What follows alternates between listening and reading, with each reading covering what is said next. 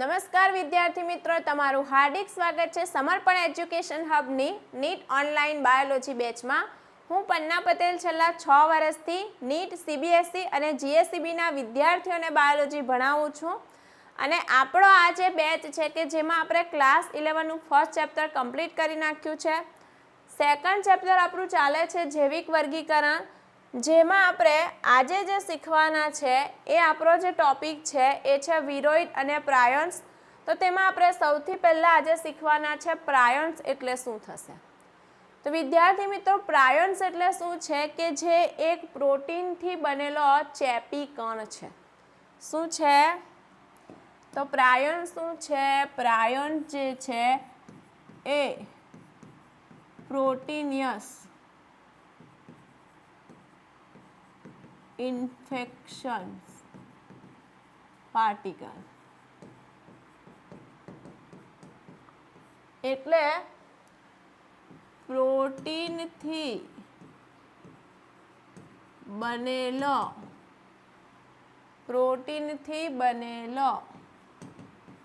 ચેપી કણ છે.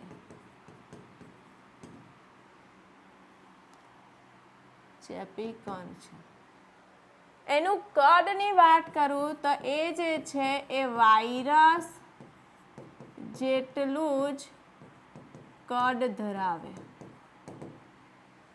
હવે બધા વૈજ્ઞાનિકો એવું માને છે કે જે ચેપી જીવાણુ હોય કે જેમાં એનું જનીન દ્રવ્ય જે છે એ કાં તો ડીએનએ હોય કાં તો આરએનએ હોય. પણ આ પ્રાયોન્સ એવો ચેપી જીવાણુ છે કે જેમાં ન તો ડીએનએ ના તો આરએનએ છે.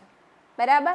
એટલે પહેલાં વૈજ્ઞાનિકો એવું માનતા હતા કે જે ચેપી જીવાણુ હોય તેમાં જનીન દ્રવ્ય આરએનએ કે ડીએનએ હોય. પરંતુ શું થયું તે જો અહીંયા આપણે લખીએ.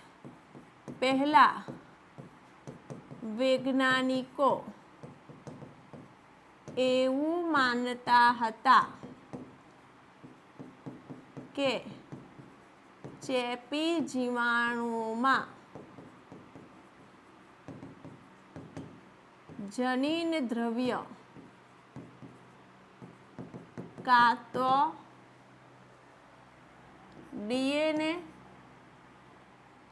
તો ડીએનએ અથવા આરએનએ હોય.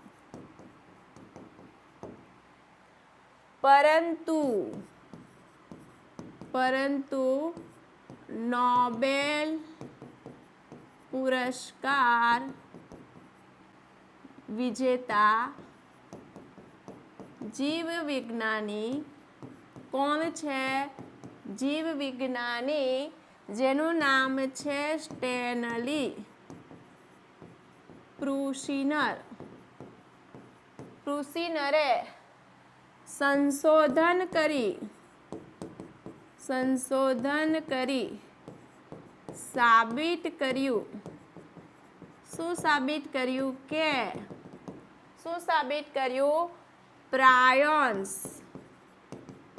પ્રાયોન્સ જે ચેપી જીવાણુ તરીકે શું છે? ચેપી જીવાણુ તરીકે અસ્તિત્વ ધરાવે છે.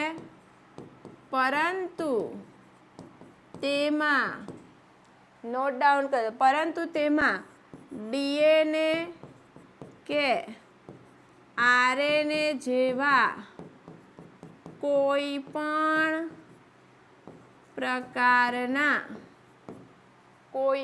પ્રકારના ન્યુક્લિયક એસિડ નથી. નોટ ડાઉન કરી લો.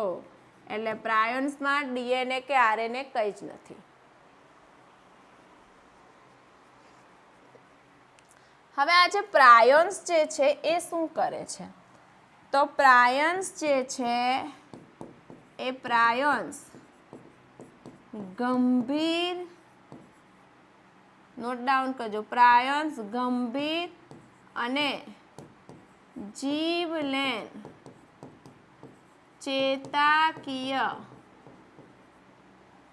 ચેતાકીય બીમારી ફેલાવે છે. બીમારીઓ ફેલાવે છે. ચાલો હવે વાત કરીએ કે કઈ બીમારીઓ ફેલાવે છે. તો પ્રાયોન્સથી થતી વાત કરીએ તો મનુષ્યમાં જે રોગ થાય છે એ રોગને જે પ્રાયોન્સથી થાય છે, જે રોગને આપણે કહીશું કુરુ, અને ગાયમાં જે થાય છે જેને આપણે કહેવાના છે BSE, એટલે શું થશે?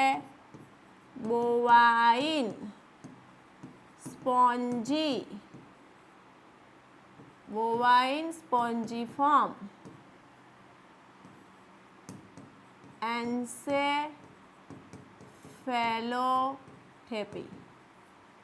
એન્સેફેલોથેપી.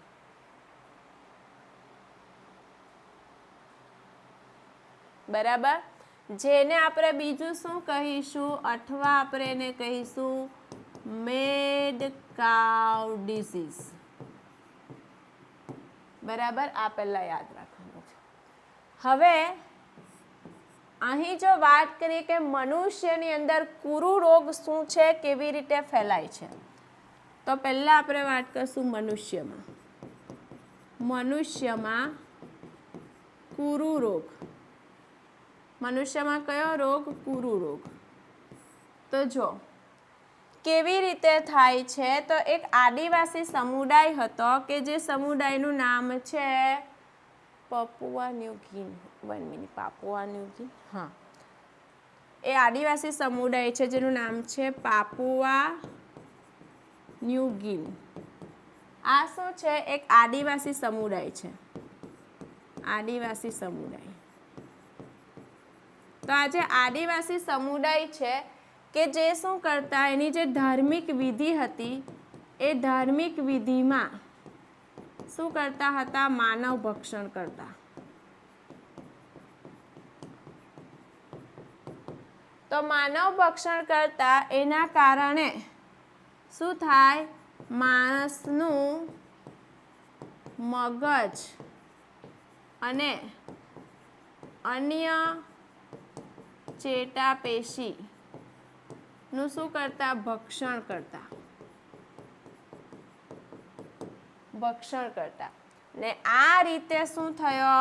આ રીતે કુરુ રોગ એક મનુષ્યમાંથી બીજા મનુષ્યમાં ફેલાયો. એક મનુષ્યમાંથી બીજા મનુષ્યમાં ફેલાયો. નોટ ડાઉન કરજો, વેરી ઇમ્પોર્ટન્ટ છે. ભલે એનસીઆરટીમાં નથી આપેલું, પણ આપણે યાદ રાખવાનું છે. અહીંયા જો આના લક્ષણોની પણ વાત કરી દઉં છું. કયા લક્ષણો કુરુ રોગના? એના જો હું લક્ષણોની વાત કરું તો શું આવશે એના લક્ષણો?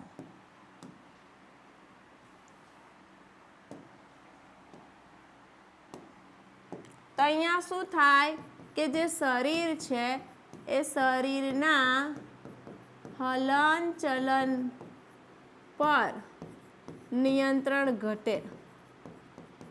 જ્યારે આ રોગ વ્યક્તિને થશે ત્યારે શરીરના હલનચલન પર નિયંત્રણ ઘટે. વ્યક્તિનું અસામાન્ય વર્તન થાય. ને ઘણીવાર શું થાય? અચાનક શું થાય? નોટ ડાઉન કરજો, આ લક્ષણો ઇમ્પોર્ટન્ટ છે નીટ માટે. અચાનક અને બેકાબુ હસ્યા જ કરે. ને અંતે શું થાય? અંતે મૃત્યુ થાય.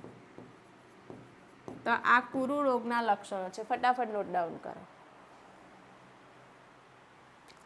ચાલો, હવે પ્રાયોન્સ રોગના કુરુ રોગની તો વાત કરી, પણ હવે આપણે જે રોગ જે ગાયમાં થાય છે, કોની અંદર? ગાયમાં. શોર્ટમાં લખીશું અહીંયા BSE. તો આ જે રોગ છે ગાયમાં કેવી રીતે ફેલાયો? તો શરૂઆતમાં ક્યાં હતો આ રોગ? તો શરૂઆત ક્યાં થઈ? યુકેમાં, યુનાઇટેડ કિંગડમમાં થઈ. કેવી રીતે થઈ? તો ત્યાં શું થાય છે? ગાયને મૃત ગાયનું માંસ ભેરવીને ખવડાવતા. મૃત ગાયને જે ખોરાક આપે જેમાં મૃત ગાયનું માંસ ભેરવીને ખવડાવતા એનાથી શું થયું? એક ગાયમાંથી બીજી ગાયમાં ફેલાયો. કયો ડિઝીઝ? કયો ડિઝીઝ છે? મેડ કાઉ ડિઝીઝ. એને મેડ કાઉ ડિઝીઝ પણ કહીશું અને બોવાઇન સ્પોન્જીફરમ એન્સેફેલોથી પણ કહીશું. આ રોગના લક્ષણોની વાત કરું તો શું છે લક્ષણો? ધ્યાન આપજો, લક્ષણો શું છે? તો અહીંયા પણ શું થશે કે ગાય જે છે તો એમાં એનું હલનચલનનું નિયંત્રણ ઘટે. એનું હલનચલનનું નિયંત્રણ એ ગુમાવશે. એનું હલનચલનનું નિયંત્રણ ઘટે. થોડું ક્લિયર લખું. શરીરના શું થાય છે? નોટ ડાઉન કરજો. શરીરના હલનચલનનું નિયંત્રણ ઘટે. ખાસ એનું વર્તન પણ ગાયનું પણ કેવું અસામાન્ય વર્તન થઈ જશે. અને બીજું ખાસ મગજમાં નાના છિદ્રો પડે. ને અહીંયા અંતે શું થાય? આનું પર અંતે મૃત્યુ થાય. નોટ ડાઉન કરી લો.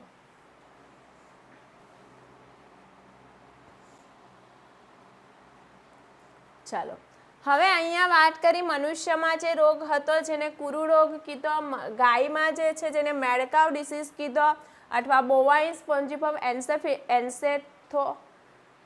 શું નામ છે? એન્સેફેલોપેથી કીધું.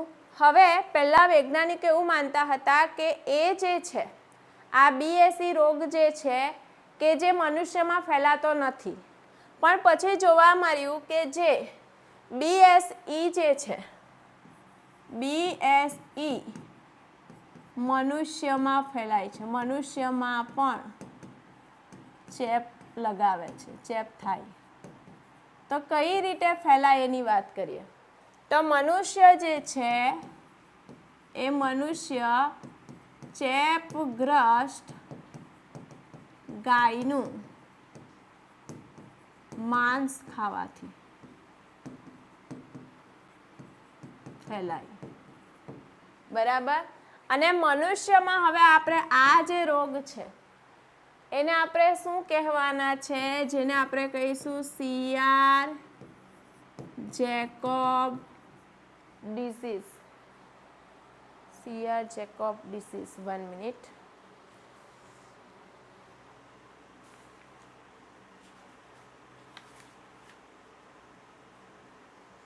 CR જેકોબ ડિસીઝ કહીશું મનુષ્યમાં. બરાબર. ચાલો હવે આપણે એ વાત કરવાના છે કે આ જે રોગ છે પ્રાયોન્સ જે છે કે જે કેવી રીતે રોગ મતલબ કેવી અસર થશે, કેવી મેકેનિઝમથી આ રોગ આપણી શરીરમાં ફેલાય છે એની વાત કરવાના છે. તો કેવી રીતે ફેલાય એ તો જોયું. કેવી રીતે અસર દર્શાવે તેની વાત કરીએ. પ્રાયોન્સ જે છે કેવી રીતે અસર દર્શાવે. તો પહેલા યાદ રાખો કે જે મનુષ્ય છે એ મનુષ્યમાં, બરાબર, ખાસ કરીને ધ્યાન આપજો, મનુષ્યના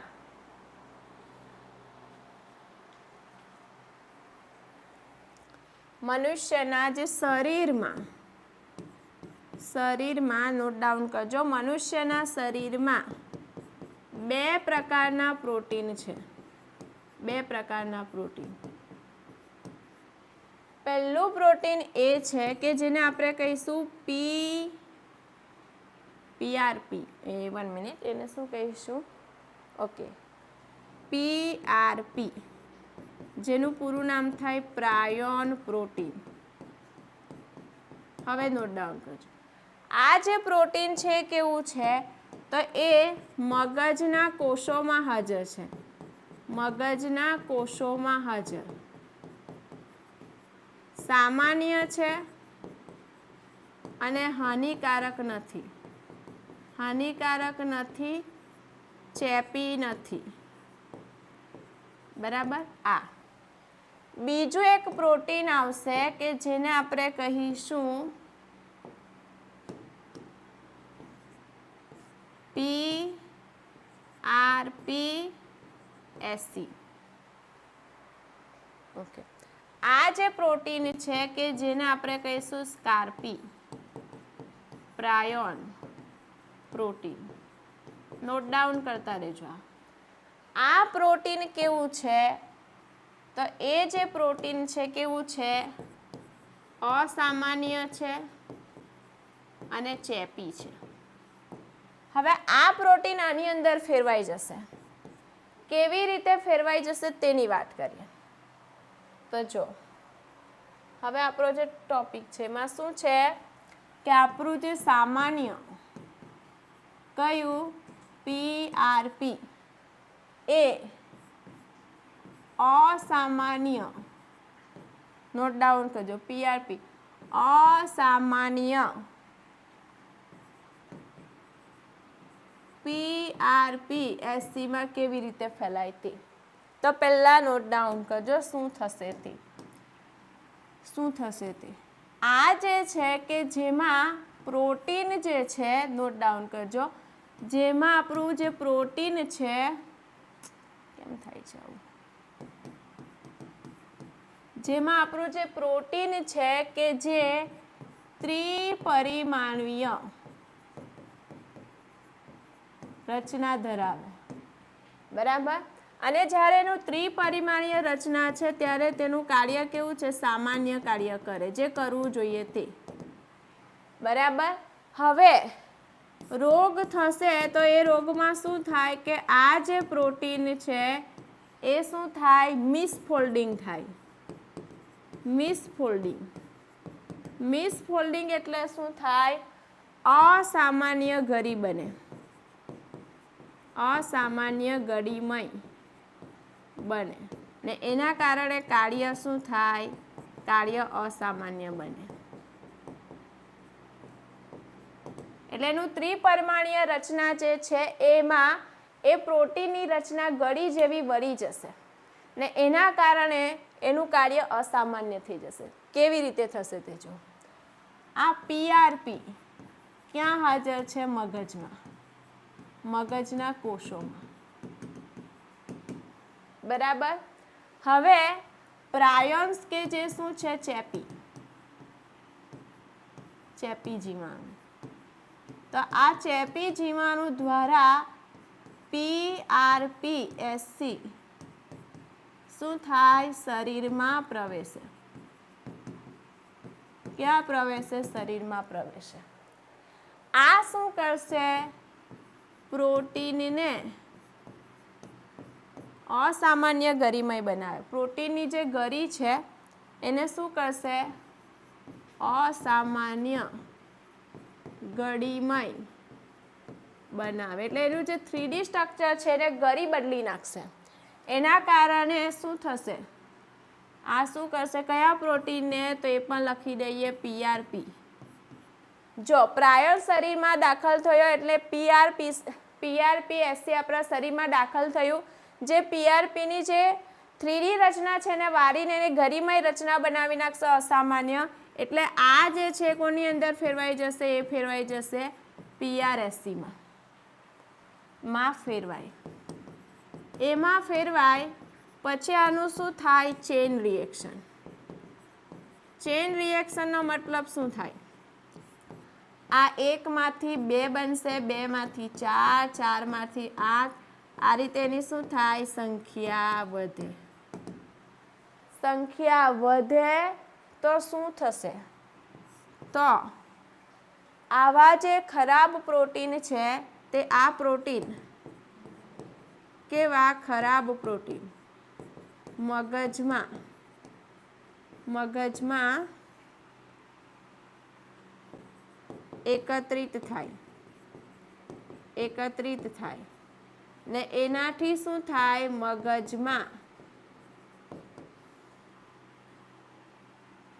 મગજમાં નાના નાના છિદ્રો પડશે. ચેતાતંત્ર ધીમે ધીમે નબળું પડે, બંધ થઈ જાય અને શું થાય? મૃત્યુ થાય. તો આ રીતે પ્રાયોન્સ આપણા શરીરમાં ચેપ પહોંચાડશે. બરાબર. શું કર્યું? પ્રાયોન્સનો ચેપ લાગ્યો એટલે કોઈ ચેપગ્રસ્ત ગાયનું માંસ ખાઈ લીધું તો તેનાથી શરીરમાં PRPSC નો પ્રવેશ થઈ ગયો. એને આની જે 3D રચના હતી એને બદલી નાખી અને વારી નાખ્યો, અસામાન્ય ગરિમય બનાવી એટલે એ PRPCમાં ફેરવાઈ ગયું. એની સંખ્યા વધારશે. બરાબર. એની સંખ્યા વધારશે જે મગજની અંદર શું થાય? ભેગું થયા કરશે. મગજમાં નાના નાના છિદ્રો પાડી નાખશે એટલે ચેતાતંત્ર નબળું પડશે, અંતે બંધ થઈ જશે અને શું થાય? મૃત્યુ થાય. બરાબર. તો આ પ્રાયોન્સથી આપણા શરીરમાં કેવી રીતે રોગ થાય એની વાત પણ આપણે કરી. બરાબર. તો ફટાફટ નોટ ડાઉન કરો. અને આને શું નામ આપેલું છે આપણે? BSE કેમ કીધું? તો આને આપણે કેમ કીધું? બોવાઇન સ્પોન્જીફોર્મ.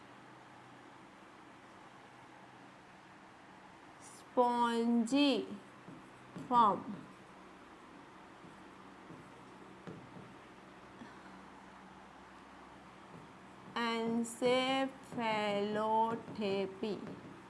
તો સ્પોન્જીફોર્મ આ નામ કેમ આપેલું છે? તો અહીંયા શું થાય?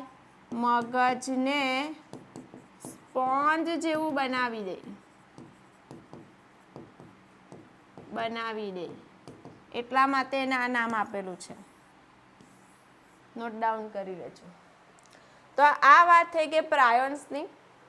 હવે આપણી બુકમાં આટલી નાની મસ્તી થિયરી આપેલી છે તે જોઈ લઈએ. શું કીધું છે તે જો ખાસ.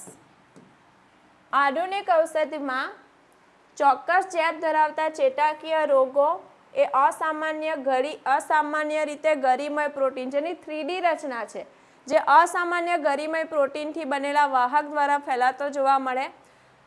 આ જે વાહક છે વાયરસ જેટલું જ કદ ધરાવે છે, જે વાહકનું નામ શું આપેલું છે? પ્રાયોન્સ. બોવાઇન સ્પોન્જીફોર્મ એન્સેફેલોપેથી એ પ્રાયોન્સ દ્વારા સૌથી નોંધપાત્ર રોગ છે. કોની અંદર થાય છે? ગાયમાં. બરાબર. ને પશુમાં આપણે એને મેડકાવ ડિસીઝ કીધેલો છે. મનુષ્યમાં આપણે એને શું કીધેલું છે? સિયા જેકોબ ડિસીઝ કીધેલું છે. નોટ ડાઉન કરી લેજો. ચાલો હવે વાત કરવાના છે વિરોઈડની. તો વિરોઈડ શું છે? તો પહેલાં તો વિરોઈડની વાત કરું તો એની શોધ 1971માં T.O. ડાયનરે કરી. કોણે કરી? T.O. ડાયનરે કરી. આ જે છે કેવા છે? તો વાયરસ કરતાં પણ કદમાં નાના. વાયરસનું રક્ષણ કરવા માટે એની પાસે શું છે? પ્રોટીનનું આવરણ છે, જેને કેપ્સિડ કહેવાય. તો આમાં પ્રોટીનનું આવરણ, જેને આપણે શું કીધેલું છે? કેપ્સિડ. એ પણ શું છે? ગેરહાજર છે. શું છે? ગેરહાજર છે. આમાં રિબોઝોમ્સ પણ ગેરહાજર. બરાબર. રિબોઝોમ્સ પણ ગેરહાજર એટલે પ્રોટીન પણ ન ધરાવે. તો એની પાસે શું છે? પ્રોટીન બી નથી ધરાવતું તો એની પાસે શું છે? તો એની પાસે છે ખૂબ ઓછો આણ્વીય ભાર ધરાવતું, ખૂબ ઓછો આણ્વીય ભાર ધરાવતું એકલ શૃંખલામય ગોળાકાર શું છે? આરએનએ છે. બરાબર. જો હું બીજી વાત કરું વિરોઇડની, તો આ જે વિરોઇડથી મનુષ્યમાં થતો રોગ હજુ સુધી જાણી શકાયો નથી. જો પ્રાયોન્સથી થાય છે જાણ્યું, પણ વિરોઇડથી જાય હજુ જાણી શકાયું નથી. આગળ વાત કરું તો આ જે રોગ છે કે જે વનસ્પતિમાં થાય, વનસ્પતિમાં એમાં એક યાદ રાખવાનું છે બટાટા, જેમાં ગ્રંથિલ, બટાટામાં કયો રોગ થાય છે? ગ્રંથિલ રોગ થાય છે. ગ્રંથિલ રોગ. ગ્રંથિલ રોગ એટલે શું થશે? આના લક્ષણોની વાત કરું, તેના લક્ષણો શું હશે બટાકામાં? તો કદ નાનું કરી નાખે. કદ નાનું કરે એટલે ઉપજમાં ઘટાડો થશે. બરાબર. બીજું, એની સપાટી જે છે સપાટી પર તિરાડો પાડે ને એ શું થાય? સુકાઈ જાય. હવે જો આ જે વિરોઇડ્સ જે છે કે વિરોઇડ્સ કેવા છે? તો એ વાયરસ કરતાં પણ કદમાં નાના છે. બરાબર. પણ એને પોતાનું જીવન પ્રજનન કરવા માટે એને કોની જરૂર પડશે? યજમાનની જરૂર પડે. તો એ પણ આપણે લખી દઈએ. અહીંયા લખું છું, પ્રજનન માટે શું જોઈશે? પ્રજનન માટે યજમાનની જરૂર પડે. કેવી રીતે તે જો વિરોઇડ જે છે એ વિરોઇડ ક્યાં જાય? છોડમાં. છોડમાં પ્રવેશે એટલે છોડ અહીંયા યજમાન છે. છોડમાં પ્રવેશે, તેના ઉત્સેચકો વાપરે, આરએનએ બનાવે, પોતાનું આરએનએ બનાવશે. એ આરએનએની શું થાય? સંખ્યા વધારે ને ચેપ ફેલાવે. આ રીતે વનસ્પતિમાં નુકસાન પહોંચાડશે. ચાલો આપણે એનસીઈઆરટીની લાઈન પર જોઈ લઈએ.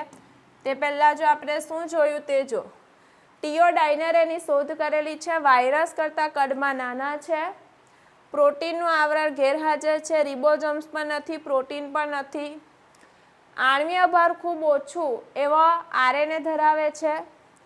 મનુષ્યમાં હજુ સુધી કોઈ રોગ જાણી નથી શક્યા. વનસ્પતિમાં થાય એમાં એક રોગ યાદ રાખવાનો છે, બટાટાનો ગ્રંથિલ રોગ. બરાબર. બરાબર. એને આપણે ટૂંકમાં બીજું શું કહેવાના છે? એને કહીશું PSTD, પોટેટો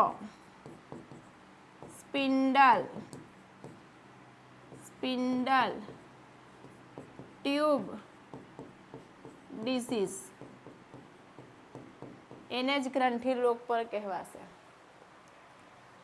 ચલો, વિરોઇડ 1971માં ટીઓડાઇનરે શોધ કરી. વાયરસ કરતાં કદમાં નાના, બટાકામાં ત્રાકમય ગ્રંથિલ રોગ બનાવે છે. મુક્ત આરએનએ જોવા મળે છે. પ્રોટીન કે જે વાયરસમાં જોવા મળે એનો અહીંયા અભાવ છે. તેને વિરોઇડ નામ આપવામાં આવ્યું. એમાં આરએનએનો આણ્વીય ભાર કેવો છે? ઓછો છે. આટલી માહિતી તમારે યાદ રાખવાની છે. પ્રજનન માટેના યજમાન જોઈશે. યજમાનમાં પ્રવેશી યજમાન પાસે જે ઉત્સેચકો છે તે વાપરશે, પોતાના આરએનએ બનાવશે, એની સંખ્યા વધારશે અને ચેપમાં ફેલાવો કરશે. બરાબર. તો અહીંયા આપણે પ્રાયોન્સ અને વિરોઇડ કમ્પ્લીટ કર્યું છે. હવે આપણે શું જોવાના છે તો હવે આપણે એના MCQ જોવાના છે. નીટ PYQ 2019નો સવાલ છે. નીચેનામાંથી કયું વિધાન ખોટું છે? પ્રાયોન્સ અસામાન્ય રીતે ઘડીવાળા પ્રોટીન ધરાવે છે. બરાબર. વિરોઇડમાં આ વાત તો સાચી છે. વિરોઇડમાં પ્રોટીન હોતું નથી, આ વાત બી સાચી છે. વાયરસ એ અવિકલ્પીય પરોપજીવી છે, એ વાત પણ સાચી છે. વાયરસમાં ચેપી ઘટક પ્રોટીન આવરણ છે, આ વાત ખોટી છે. આન્સર આવશે જો પ્રોટીન આવરણ શું છે તો રક્ષણ કરે. રક્ષણ કરે કોનું? જે ચેપી ઘટક DNA હોય અથવા RNA હોય એનું. બરાબર. તો અહીંયા ચેપી ઘટક DNA અને RNA હોય, પ્રોટીન આવરણ નથી, એટલે આન્સર આપણો ડી આવશે.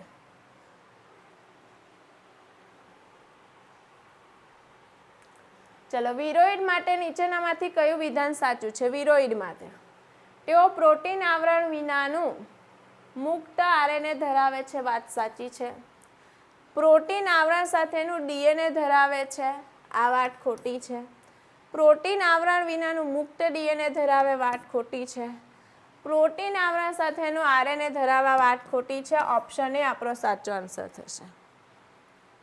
ચાલો, મેડકાવ રોગ નીચેનામાંથી કોના કારણે થાય છે? કોના કારણે થાય છે મેડકાવ? માઇકોપ્લાઝમાની આવશે. કોના કારણે થાય છે? પ્રાયોન્સના કારણે થાય છે. તો વિદ્યાર્થી મિત્રો, અહીંયા આપણે એક ટોપિક કમ્પ્લીટ કરી નાખ્યો છે. જૈવિક વર્ગીકરણમાં 2 ટોપિક શીખ્યા, પ્રાયોન્સ અને વિરોઇડ. ભલે નાના છે પણ MCQ તો એમાંથી પણ આવી શકે. મેં તમને અત્યારે જ બતાવ્યું કે એમાંથી પણ PYQ છે, તો તમારે કોઈ ટોપિકને સ્કીપ કરવાનો નથી. તો ચાલો હવે આપણે નેક્સ્ટ લેક્ચરમાં મળીશું.